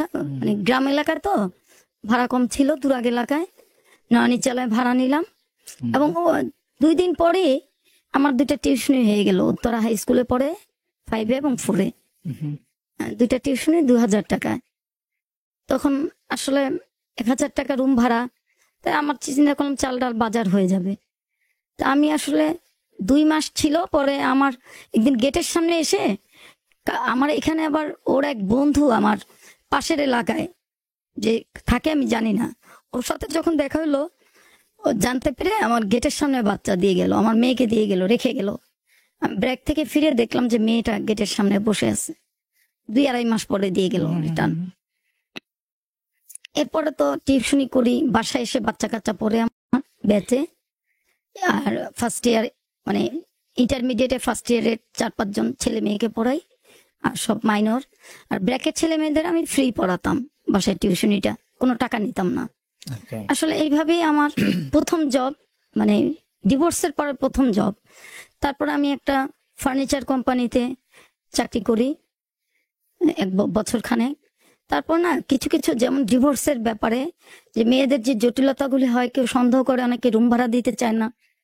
তা আমি তো ওই এলাকায় গিয়েছি, লেখাপড়া মানে অগ্রগামী মানুষ কম, তো জমি জমার ব্যাপার, অন্যান্য ডিড ডকুমেন্ট, তালাক, ডিভোর্স অথবা বিয়ের বা কোনো আপোষনামা, আসলে আমি তো বিভিন্ন ধরনের ভ্যারাইটিস বই পড়েছি। সব ধরনের বই পড়াটা আমার একটা নেশা, এবং বই সংগ্রহ করা। তখন আমি ল পার্টের অনেক বই পড়েছি, ডিড ডকুমেন্টটা আগে থেকে লিখতে পারতাম। তো দেখা গেছে আস্তে আস্তে মানুষের সাথে আমার একটা আস্থার সম্পর্ক হয়েছে। আমি এলাকায় একটা পরামর্শদাতার মতো হয়ে গেলাম। এবং ওই যে 2000 বললাম না, 2091 যে ঘূর্ণিঝড়ে আমি উদ্ধার কাজ করেছি, মানে স্কুল পালিয়ে গিয়েছিলাম, এর জন্য আমাকে সায়েন্সে ভর্তি করেনি। আমার হেড স্যারের প্রতি আমার খুব রাগ ক্ষোভ, আমি আর্টসে পড়েছি, পরে আমি সায়েন্সে গিয়েছি মহিলা পলিটেকনিকে। তা ওই তখন থেকে আসলে, আর ওই যে আমার স্বামী যখন নিখোঁজ হলো, আমি বিভিন্ন ডোমঘরে লাশ দেখতে গেলাম। তারপরে আমি লাশ গোসল কার্যক্রমের সাথে, দাফন কার্যক্রমের সাথে যুক্ত হলাম পুলিশের। এবং 3 বছর পরে আমি সাংবাদিকতায় যুক্ত হই, অপরাধ বিচিত্রা। আমি ভ্রাম্যমাণ প্রতিনিধি হিসেবে প্রথম জব করি, এখনো আছে অপরাধ বিচিত্রার বিশেষ প্রতিনিধি হিসাবে। এবং আমার একটা বিশেষ নিউজ পোর্টাল channel21.com, এটা আমি 2 বছর ধরে চালাচ্ছি। এ আর কি, ওই সাংবাদিকতা শুরু। এরপর থেকে কেন আমি ব্রেক থেকে এসে দেখতাম কি আমার মেয়েকে মশা কামড়াচ্ছে, 4-5 বছরের মেয়ে টাইফয়েড জ্বর হয়ে যায়। ওই যে মশা, মানে মশাই টাঙাতে পারে না, হয়তো একা গোসল করছে শীতের মধ্যে, তার ছোটবেলা থেকে তার ঠান্ডার সমস্যা। পরে শুনলাম বাত জ্বর হয়ে গেছে, এই জন্য না চাকরিটা ছেড়ে দিলাম। পেশা খুঁজতেছিলাম কোন পেশাটায় আমার স্বাধীনতা, যাতে আমি বাচ্চাটাকে সময় দিতে পারি, বাচ্চার বাবা মা। এবং এমনও সময় গেছে, প্রথম যখন গিয়েছি প্রথম 6 মাস আমার মেয়ে 5 টাকার একটা লাড্ডু খেতে চেয়েছিল ভাই আমার পাড়া, যে স্কুলে সে পড়াশোনা করেছে ইন্টার ম্যাট্রিক, সামনে আমার মেয়েটা ঘুরেছে। আমি বললাম বাসা থেকে টাকা আনি না বাবা, আর এই এলাকা তো আমি কাউকে চিনি না। আর খারাপ লাগতো কি জানেন, যে আমার মেয়েটা আপন বাবা এবং প্রথম সন্তান, এবং বাবার মতো সেম তার চেহারা, অনেক সুন্দর, অনেক কিউট একটা বেবি আমার, কিন্তু বাবা বলে কোনোদিন প্রাণ ভরে 4 বছরের পরে ডাকতে পারে নাই সে।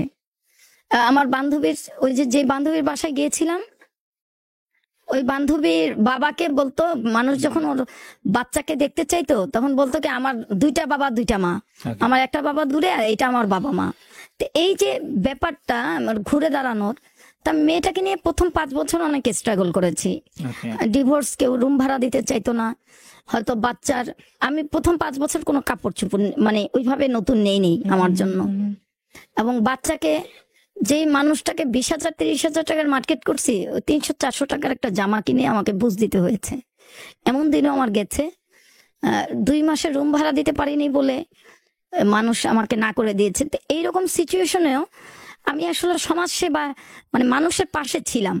এবং আমি বলবো যে আমি যে ব্র্যাকের গরিব মানুষকে পড়িয়েছি, মানুষের দোয়া, আমার ছাত্রছাত্রী তাদের গার্ডিয়ানদের দোয়া, আমি অনেক পুলিশের অজ্ঞাত লাশ ঝুলে থাকে কিন্তু দেখা গেছে সহকারী পায় না বা স্রোত হলে আমি যখন যে কোনো প্রয়োজনে মানুষ আমার গেটে, এখনো আমার দরজাটা, আমার এক গরিব মেয়ে আমার সংসার ভেঙে দিছে, কাজের মহিলা।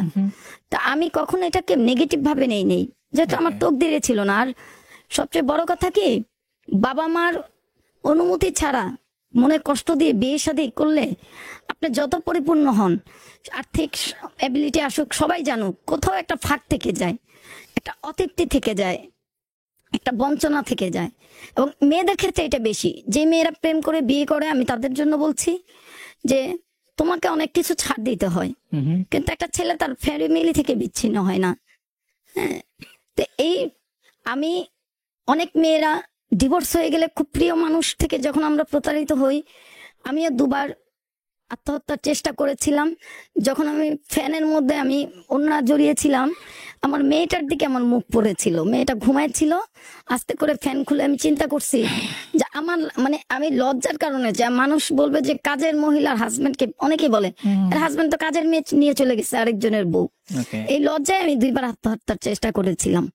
পরে যখন মেয়ের দিকে মুখ পড়লো যে আমি কেন লজ্জা করব, এবং সে আমাকে ফোনে বলছিল, আরেকবার এই রিসেন্ট কয়েক বছর আগে আমি আত্মহত্যা করেছিলাম 2016-তে, মানে 2006-এ, সে আমাকে বলছে যে আমি তো বাচ্চা কাচ্চাকে তোমার স্কুলে ভর্তি করিয়েছি, তোমার পরিচয় দিয়ে, যে তুমি যাতে তোমার স্কুলে মুখ না দেখাতে পারো। পরে 2 বছর আগে আমি আমার স্কুলের সবার সাথে যোগাযোগ করেছি, হেড স্যারের সাথে ফেসবুকে আমার লাইফ হিস্টরি বের হচ্ছে, জীবনী, সিঙ্গেল মাদার বলছি, সিঙ্গেল মাদার হিসাবে আমি কি কি ট্রমার ভেতর দিয়ে গেছি। তবে আমি বিশ্বাস করেছি যে দানে সম্পদ বাড়ে। আমি আমার গেটের সামনে যেই আসছে, কাপড় চোপড় নাই, টাকা নাই, আমি খেতে বসছি, এমনও দেখা গেছে আমি মানুষকে লাশ কাফনের কাপড় কিনে দিয়েছি, আমি সবজি খেয়েছি 2 মাস। এখনো এটা আমি করি, আমার বাজেটের 20% টাকা আমি অনুদান দেই বিভিন্ন হতদরিদ্রদের এবং লাশ উদ্ধার কাজে যাই। এবং আমি আজকে 12 বছর ধরে কোয়ান্টামে রক্তদান করছি। এই প্রথম রোজা আমার শুরু হয়েছে রক্তদানের মধ্য দিয়ে 23তম। এবং আমি বিশ্বাস করি যে আপনি যখন ভালো কাজের সাথে যুক্ত থাকবেন, মানুষের পাশে দাঁড়াবেন, মানে ইসলামে আমাদের যে জীবন ব্যবস্থাটা আছে, এবং আমার যখন খুব মন খারাপ হয়, আমি ফ্রাস্ট্রেশনে ভুগি, আমি আসলে কোরআনের অনুবাদটা পড়ি, রাত্রে যখন আমার ঘুম হয় না আমি তসবিহটা পড়ি, এবং আমি তখন আমার ভেতরে একটা প্রশান্তি কাজ করে। অথচ যখন সংসার ছেড়েছিলাম, ডিভোর্স দিয়েছিলাম, তখন কিন্তু এই ব্যাপারটা ছিল না। তখন আমার মনে হয়েছে ইসলাম ধর্মের সব পুরুষকে আমার খারাপ মনে হতো, চরিত্রহীন মনে হতো, ওয়াইফকে ঠকায়। কোনো পুরুষকে প্রথম 10 বছর আমি বিশ্বাসই করতে পারিনি এবং ট্রাস্টেড। কিন্তু আমি যে র্যাব এবং পুলিশ বিট সংক্রান্ত যে নিউজ করি, আমার চলার পথে কিছু সুরিত মানুষ পেয়েছি। এর আমি বরিশালের মানুষ খুব অপছন্দ করতাম, আমার নিজ জেলা হলো। এবং বিশেষ করে ধন্যবাদ দিব আমার সুরিত সেলিম কিবরিয়া, তার সাথে আমি ফেসবুকে 3 বছর যুক্ত, দেখা করেছি। এই 3 বছরের বন্ধুত্বে সে কখনো অশালীন কোনো সুযোগ নিয়ে আমাকে কথা বলে নেই। এবং আমি আমার ফ্রাস্ট্রেশন থেকে বের করতে সাহায্য করেছে পুলিশ অফিসার আনোয়ার ময়মনসিংহ এর, আমার বন্ধু। ওর পুরো পরিবার আমাকে সাপোর্ট দিয়েছে, ওর সন্তানরা, ও অসুস্থ। এবং আমার এসআই মহিউদ্দিন আমার বড় ভাইয়ের মতো আমি তাকে পেশায় পেয়েছি। আমার হেড স্যার, আমার সব সহপাঠীরা যারা আমার স্কুল জীবনের মানে স্কুল জীবনের সহপাঠী, তারা আমাকে একটা বিশাল সাপোর্ট দিয়েছে, আমি তাদের কাছে ঋণী। সর্বোপরি আমার সাবেক ননদ, তার কাছে আমি ঋণী। যে আপনি এখানে যে এলেন, এর আসার পেছনে আপনি আমাকে শুরুতে বলেছিলেন, যেটা আমাদেরকে আগেও অফেয়ারে জানিয়েছেন, যে আপনি চান যে আপনার গল্পটা সবাই জানুক, ইভেন স্পেশালি যারা এখন টিনেজার তারা ফিল করুক যে আবেগতাড়িত হয়ে যেন কোনো ডিসিশন না নেয়। কি মনে হয় আপনার জীবনের ভুলটা কোথায় ছিল? ভুলটা ছিল যে এখন আমি যেটা রিয়েলাইজ করি যে আসলে বাবা মা সন্তানের কখনো খারাপ চান না। সেটা আমরা অনেক সময় মনে করি এটা আমি চাই, বাবা মা বাধা দিচ্ছে, আসলে মা আমার পছন্দকে গুরুত্ব দেয় না, আমাকে কম ভালোবাসে। আসলে বাবা মা তো আমাদের থেকে অনেক বেশি অভিজ্ঞ। বাবা মার চোখ কখনো মিথ্যা বলে না। এবং মা তখন আমাকে অনেক শাসন করেছে, মারধর করেছে। আসলে আমার জীবনটাই আজকে যে আমি 15 বছর আমার প্রথম ভালোবাসা ভুলতে লেগেছে। এই ডিভোর্সের পরও আমি এই ট্রমা থেকে বের হতে পেরেছি 15 বছর পর। আমি কর্মক্ষেত্রে সবাই আমাকে রাগী জানে এবং আমি কাউকে অপোজিটকে বিশ্বাস করতে পারতাম না এই কারণে। এবং এই বললাম না, কিছু সুরিত সহকর্মী, কিছু সহপাঠী, আমার সাবেক প্রধান শিক্ষক, এদের আসলে ভালোবাসা, এদের সহমর্মিতা এবং কর্মক্ষেত্রে যে আমি কিছু মানুষের পজিটিভ পরিবেশ পেয়েছি। ওই যে বললাম যে অনেক পুরুষের সাথে কাজ করেছি যারা অনেক সুযোগ পাওয়ার পরও তাদের সুযোগকে মিস ইউজ করেন নাই। এবং যৌনতা বিহীন খুব ভালো বন্ধুত্ব আমি পেয়েছি কর্মক্ষেত্রে, কিছু বন্ধু বান্ধব। ওইখান থেকে আমার আবার ফিল হয়েছে যে আসলে একজনকে দিয়ে সবাইকে বিচার করা ঠিক না। এবং ওইখান থেকে আমি বের হয়ে আসতে পারছি। সেই ক্ষেত্রে বলবো যে বাবা মার দোয়া ছাড়া কেউ, তোমরা প্রেম করো, প্রেম হয়ে যায়, কিন্তু স্কুল জীবনের প্রেমটা থেকে ভুলে থেকো, কারণ ওইটা তো আবেগ এবং ওইটা বোঝার বয়স না। স্কুল জীবনের প্রেম আসলে টিকে না। এটা যদি কোনো সময় রিলেশনও যায়, ওই রিলেশন হ্যাপি হয় না। আর সবচেয়ে বেশি বড় কথা, বাবা মার দোয়া ছাড়া তোমার সংসার জীবনে তুমি সব পাবে, কিন্তু অপূর্ণতা বাবা মার দোয়া ছাড়া কোনোদিন, আমি বিশ্বাস করি মনে প্রেমে। এবং আমি আমার সাংবাদিকতা পেশায়, মানবাধিকার কর্মী হিসেবে, একজন লেখক হিসেবে এই যে 19 বছরে এই পেশায় আছি, আমি দেখি নাই একটা উদাহরণ বাবা মার দোয়া ছাড়া অমতে বিয়ে হয়ে কেউ সুখী হয়েছে। আর দ্বিতীয় বলবো, ওই সব হাজবেন্ড যারা বিয়ে করেছেন, বোন হোক ভাই হোক, কাউকে আপনি ফেলতে পারবেন না, কিন্তু কখনো চোখ বুঝে কোনো বোনের কথা বউকে টর্চার করেন না। আমার হাজবেন্ড, আজকে আমি হোমিওপ্যাথি ডাক্তারি পড়ছি সেকেন্ড ইয়ারে, আমি একজন কবি লেখক হিসেবে প্রতিষ্ঠিত সমাজে, একজন সাংবাদিক হিসেবে আমার একটা সামগ্রিক বাংলাদেশে একটা পজিটিভ পরিচয় আছে। এবং আমি একজন সিঙ্গেল মা হিসেবে, আমার মেয়েটা মেট্রিকে GPA-5 পেয়েছে 14তে ইন্টারে, এবং সে এখন অনার্স 3rd ইয়ার পড়ে অ্যাকাউন্টিং এ। এবং আমার মেয়ে যখন ইন্টার পাস করছে, সেদিন ফোন দিয়েছে যে তোমার মেয়ের আসল নাম কি।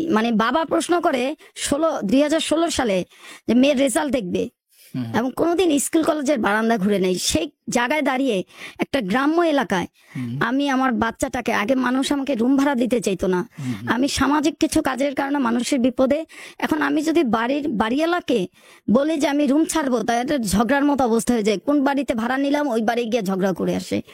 এইটা আমি বলবো যে ওইসব স্বামীদেরকে, যে বোনের কথা শুনে কখনো নিজের সংসার বা মার কথা শুনে সংসার ভেঙেন না। তাহলে আমার হাজবেন্ডের মতো শুধু কাজের মেয়ে স্বামী হইতে হবে। আমি আজকে আমার নিজের আত্মপরিচয় করেছি। এবং মাদেরকে বলবো, আমার মা বিশেষ করে লাইভে আছো, যে মা, তুমি যদি অফিস থেকে, ব্যাংক থেকে ফিরে, আমাদের কাজের মানুষ ছিল, তারপরে তুমি আমাকে বেশি টর্চার করেছো, যে এই বিছনা এটা গুছাই নেই, এখানে ময়লা হয়েছে তোমার সচিবায়িত্বের কারণে, এবং বেশি চিল্লাচিল্লিটা তুমি, আমি মেজো ছিলাম, আমার সাথেই করেছো। এই যে বঞ্চনা থেকে আমি একটা শান্তি খুঁজতে গিয়ে, আমি একটা অবুঝ বয়সে আমি একটা আবেগতাড়িত একটা প্রেমে জড়িয়ে আজকে আমার লাইফটাই আসলে এই ট্রমা, এবং এই ট্রমা থেকে আমার মেয়েও ভুক্তভোগী। আমি আমার মেয়ের কাছেও আসলে মাপ চাচ্ছি যে আমি মেয়েটাকে অনেক রাগ রেখে গেছে, মেয়ের সাথেই ভেঙেছি। আজকে আমি কোয়ান্টামে গ্রাজুয়েশন করে, মাস্টার্স কোর্স করে, আমি নিয়মিত মেডিটেশন করে আমার রাগটাকে কন্ট্রোল করার চেষ্টা করেছি। আর আমি বলবো, আমার জীবনের একটা ভুল, সেটা হলো আমার রাগটা বেড়ে গেছিল সব বঞ্চনা থেকে। আর যারা ওয়াইফের বাইরে, ধর্মীয় ভাবে বলবো, যে যারা রিলেশনে জড়ান অবৈধ, আমি যেহেতু এখন ডাক্তারি পড়ছি, আমাদের পৃথিবীতে 90% যৌন সংক্রান্ত রোগ, এবং বড় বড় রোগের পেছনে অবৈধ সম্পর্কটা দায়ী।